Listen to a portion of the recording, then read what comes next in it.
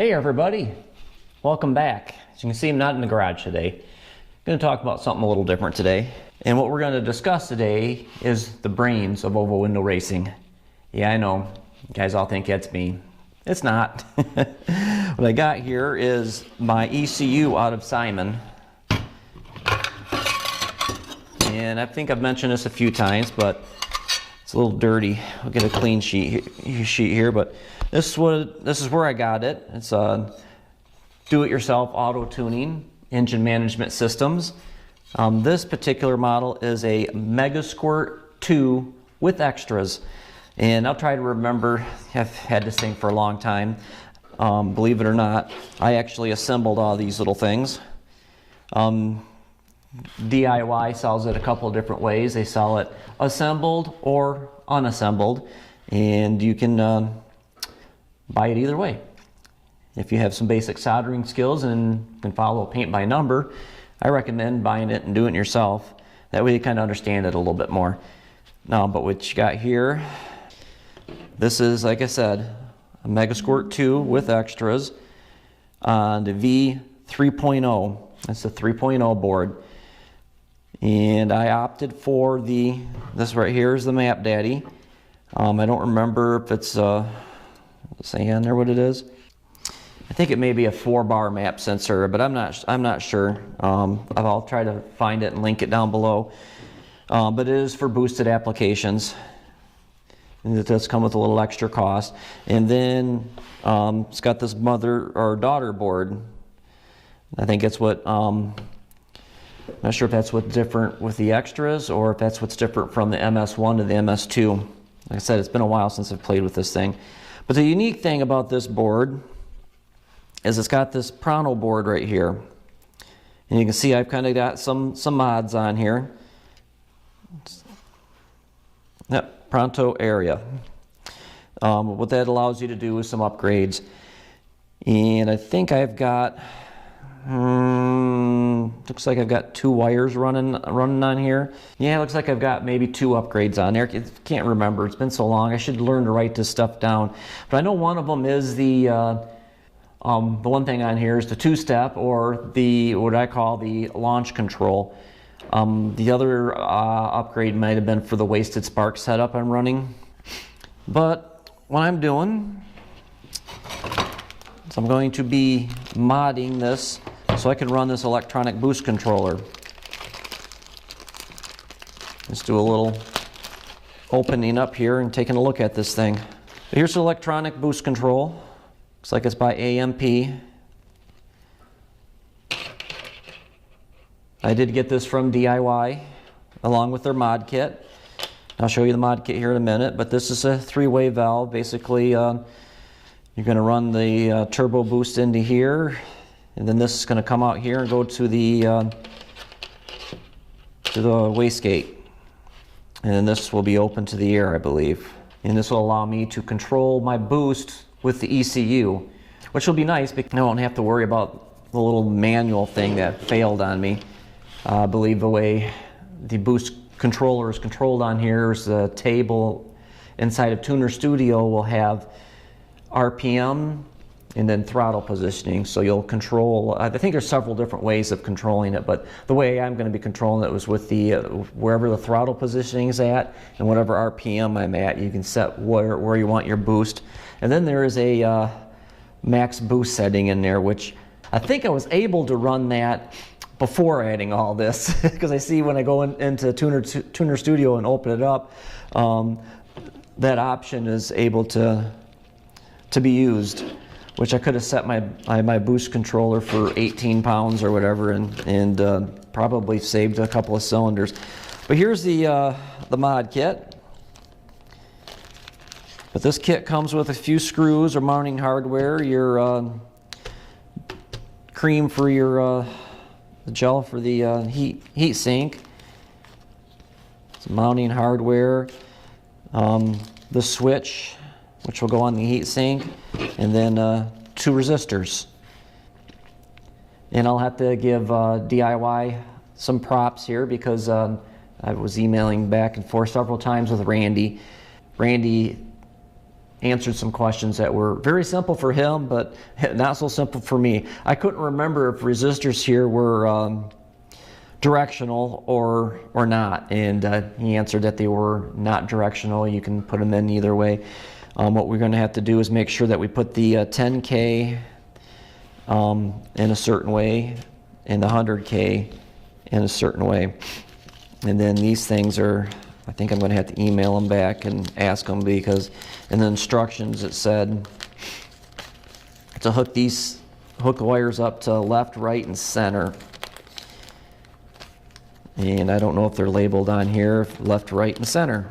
I'm assuming it's probably a certain way up. But let's take a look. See if it is labeled. I'm not seeing anything on there. But I'm gonna go with left, center, and then right.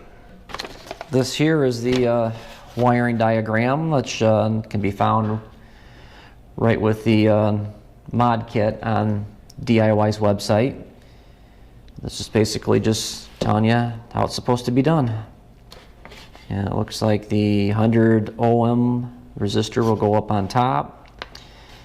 It'll come together with the 10K ohm resistor. Then I got to find where my ground goes. The ground will go to the right pin. The resistors will go to the left pin, and then the center pin will go out of the ECU. And that was one of the nice things I did when I had this thing apart last, probably 4 years ago. All the stuff going out of the computer ECU comes out of this big pin here. I think it's a 22 pin or 32 pin or something. That goes into a big wiring harness. Well, the big wiring harness then goes into the relay board. And you have to figure out how you're going to get your mod out of the ECU. And there was a few, I remember when I set this up in this big wiring harness, that not all the pins were, all the pins were used. I bought, you can actually assemble this wiring harness too, but I bought it pre-assembled. But then I had to go in, because there was about 4 or 5 leads or pins that didn't have anything going to them. So I actually went. When I took this apart, I got a little freaked out because I had this loose wire in here, but this loose wire is actually one that I pre-installed into the wiring harness and then out of the relay board for a future mod. I don't know if I was actually doing this future mod or if I had something else in mind, but it was nice because then I don't have to go in and try to figure out if I have any more open spaces in that wiring harness, because it is kind of a cluster. You guys have been following me, you know how the car's wired. I think the soldering iron is nice and hot now, so I think it's time to get busy. So stick with me and we'll see how we do. I know one thing I'm going to have to do is I'm all out of space here on the heat sink, so I'm hoping I can actually build another heat sink and put it on the bottom here. All right, everybody, pretty sure I got the mod completed. And as you can see here, I had to make a new heat sink to mount the little chip to. The switch, I call it a switch, I really don't know what it is. It's soldering is about as far as my electronical knowledge goes. But yeah, like I said, I did put this whole thing together, and it all comes, like I said, if you can follow a paint by number book, you pretty much can follow this, because the installation guide is online, and you just kind of go down and it tells you what to go where, you know, this resistor number so-and-so goes in this spot so-and-so, and it's pretty straightforward, and you get to build it the way you want. And if you guys have been following me, you have seen that this is the engine management system for Simon, the Beetle there, and it does perform really well. It's the MegaSquirt 2 it's a pretty old unit. They've been out for quite a while. And if you want more, like a lot of the mods I did on here are actually built right into the MegaSquirt 3. I don't know a whole lot on it. I have seen some people run it, and that does work really well. And that's actually got a spot for your memory card or memory chip, so you can actually do onboard data logging instead of having to do it like I do with the little tablet there. But I have heard rumors of a MegaSquirt 4 coming out. So like I said before earlier, I will download or try to write the link for DIYAutoTune. Check them out. They sell them both ways there. Or if you're into the Volkswagen scene like I am, I will try to link Mario's website as well at I believe it's called the Dub Shop. He builds a whole kit. If you just want to buy the kit, that's what he does. He's been doing it for several years, and he's pretty impressive. He's done a lot of R&D on a lot of different things, all pretty much Volkswagen oriented, classic early Beetle stuff. So yeah, check him out too. I'll try to remember to down below, try to remember to write the link there and to his YouTube channel. But now it's time to see if this is going to fit all back in the case. I do know that this plastic nut here is a little tall, so I'm going to have to do a little trimming there. But yeah, the mod, you can see the chip here, and then over here in the Prano, I put the 2 resistors in and hooked everything up like the diagram said, and double checked to make sure nothing else is all touching. And it should be good to go. So stick with me. All right, guys. See, I'm back out in the garage, and I've got the computer back together. I have to say it's a nice little compact case that comes in, and this big goofy thing on the side here is the Bluetooth adapter.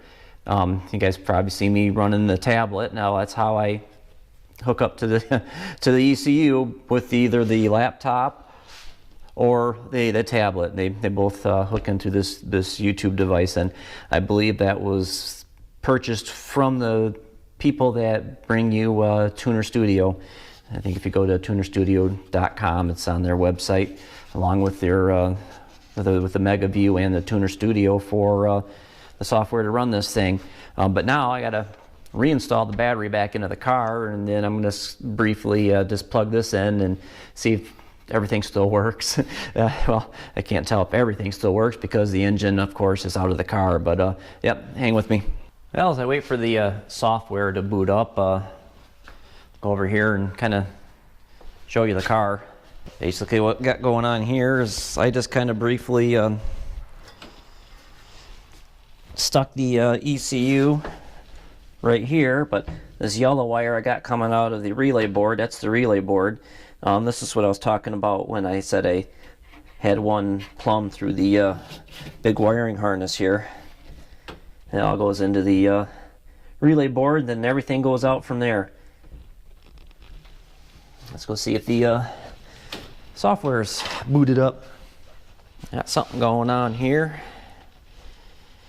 This is opening the screen of TunerStudio 3.1. I'll click on My Car. Now it's saying it's offline because I haven't turned the key on. So let's go turn the key on. See if we get power.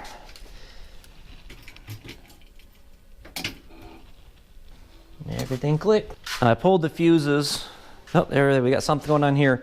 I pulled the fuses for the ignition and the fuel pump so I don't flood the garage with fuel and start a fire. But this, like I said, was the schematics. I circled JS11 because that was the input I used for future reference. I should learn to write this stuff down.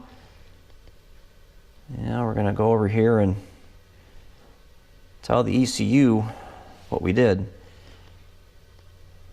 Boost control settings.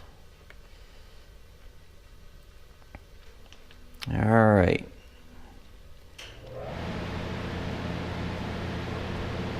We are going to turn it on. And I'm not so knowledgeable about all that stuff here, but down here where it says the pin, I'm not using the fiddle or whatever that is. We are going to go tell it that we're using the JS11. Right now for output polarity, I don't know what that is. I can't remember if I'm running open loop or not. I think I am. But over here, like I was saying earlier, we got this overboost protection. I say none. We're going to set it. Oh, fuel. both. We'll just do both. It's gonna cut either or off both, but where's my maximum boost? Where's my glasses? Made this mistake before. I don't think we want 100 pounds in there. I think right now I'm gonna set it for 18. And I gotta look up and see what hyperstasis is. That actually changed to 10 kPa. I gotta figure it. Well, here, this is what it's nice about TunerStudio. It's got this little question mark. Hover over that. After overboost protection is enabled, how far below the maximum boost must boost drop before spark? Okay, yeah, we'll leave it at 10. So I think if I'm reading that right, what it's saying is, after it reached that point, when do you want everything to come back on? We'll just leave it at 10 for right now. And we will hit burn. There. I didn't get no errors or nothing, so as far as I know, everything's working all right, but we won't know until we get an engine in the car and go out and play with it some. So we can close that. I don't know where that boost table is. I'm gonna have to go do a little more research, but settings change required a power cycle. Okay, so I gotta go turn the car off and turn the car back on, or at least the ignition. Okay, everybody, battery died in the chest GoPro, so audio's probably not the greatest right now, but I'm basically done. It's about as far as I can go today. Computer's off. I gotta go and try and figure out where the table is for that boost controller, so I can figure out how to start setting the boost in. Then I gotta think about where I actually want to mount the boost controller, but that'll be a future video. And there was in the instructions, there is you know, apparently this thing doesn't like a lot of heat. So I gotta find a place that's under 150 degrees. I think the engine compartment gets a little bit hotter than that. Certain parts of it I may mount it inside, but that's going to require some thinking, but I got a bunch of other work to do before that. As you can see, the car's all apart, but alright guys, before I close out here, I got a couple of things to tell you or show you. I kind of, while I was off camera, took the time to look at the TunerStudio a little bit more, and I did ask a few questions online on this whole boost table and stuff, and there's actually two tables. One is for the open loop and one is for the closed loop. And when it comes to all this tuning stuff, I'm not really that good. I'll try to have the computer screen here so it's don't have so much of a glare from the overhead lights or the reflection of my beautiful face. But one thing nice about the whole EFI is kind of the, I don't want to say easiness of it, but the convenience of it. Before, when I went racing with carbs and stuff, I had to bring this big old box, and I guess what I'm getting at here is when I think about the TunerStudio and tuning it, I kind of think back to distributors and carburetors, because basically it is all the same. You're just not loosening nuts and turning things. You're just kind of changing numbers. You just got to know what table is the distributor and what table is the jetting, and now we're working with the boost, so what table the boost is. But yeah, this big old box is full of jets for my Weber carburetors and some distributor stuff in here for changing the advanced curves and stuff. And yeah, it's not really all that big, but the problem is if you don't have the jet size, you're kind of you're kind of screwed. But when you're changing numbers in here, you always got the proper jet size as long as you put the right number in. We are now booted back up, and I gotta go turn the car on. All right, turned back on, and I didn't see any magic smoke, because we all know electronics run on magic smoke. You let the magic smoke out and the electronics don't work anymore. But if you notice, the little screen came up when I first fired this thing up. It's because I did some changes offline, and the laptop recognized the changes weren't made on the ECU, so it asked me if I wanted to make the changes or not. So I did. But we'll go here. One of the questions I did ask was on the open and closed loop. I kind of understand a little bit better what that is. One, I believe it's a closed loop, kind of makes changes for you, or does, where the other one doesn't. Information comes in and goes out. But we turned it on earlier. We told it the input was going to be JS11. Output normal. And I have it on open loop. Now the open loop, a lot of people did, well, it was kind of mixed, but a lot of people, I think I'm going to go with the majority of them, were saying to tune on the open loop and then maybe try the closed loop afterwards. One person did say that the closed loop had glitches. Another person did mention that the MS3, they didn't notice any glitches in it. I'm running MS2, so we'll have to try it and see what happens.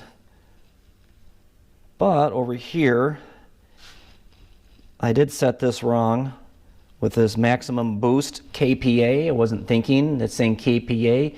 The table, the fuel and the ignition table go by the boost or the manifold pressure. And I was thinking pounds per boost or boost pounds, where it's actually KPA, which you got to do a little bit of math. And trying to remember what that math was. I'll put down below. I'll actually link a video of a young man that explained this way better than I did. He was actually showing how to set the boost table up for the boost controller. But it was, I think you take what you want for your maximum boost, which I'm doing 18. You add it to, I believe it was 14.5, and then you divide it by 0.145. And that'll give you your KPA, which I already did the math, and I know mine was about 224. And I didn't really ask about this other one, the high stresses.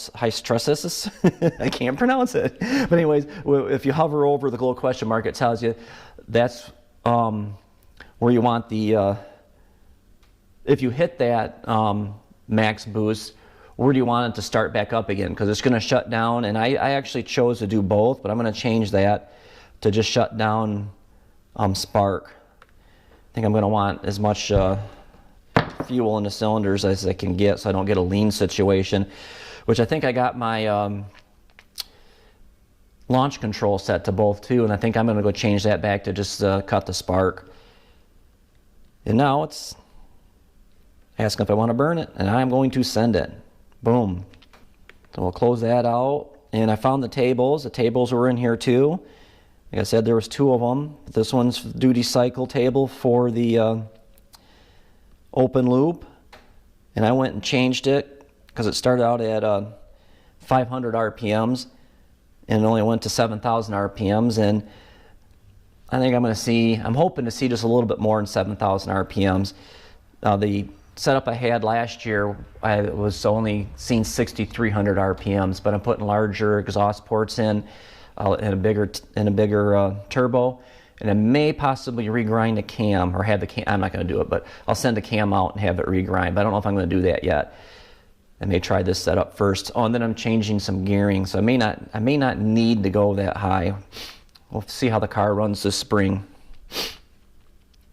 But yeah, I started out at 1,000 RPMs because that's about where my car will be idling. Idles about 1,000 RPMs. I'm very rarely going to see under 1,000 RPMs, and then I put max RPMs at 8,000. And then the whole table right now is set to 0, and I'm going to leave it set to 0 because I believe that's basically telling the boost controller to run on the spring pressure that's in the wastegate. So yeah, we'll shut everything down now. And get back to work doing some sheet metal work and maybe tearing down the engine some more. I'm still waiting to hear from Jim Green to see where my heads are. I'm going to have him putting those larger exhaust seats in, and then I'm going to come and probably smooth everything back out after his machine work. And then I'll have to take the heads back up and have the valve job done on it and everything reassembled. and then I'll be waiting for cylinders and pistons. So yeah, stay tuned. Yes, that's enough for today. Thanks for joining me. Feel free to like, share, and subscribe if you want. Until next time, keep the flat side down, the shiny side up, and keep shifting those gears. We'll talk to you later.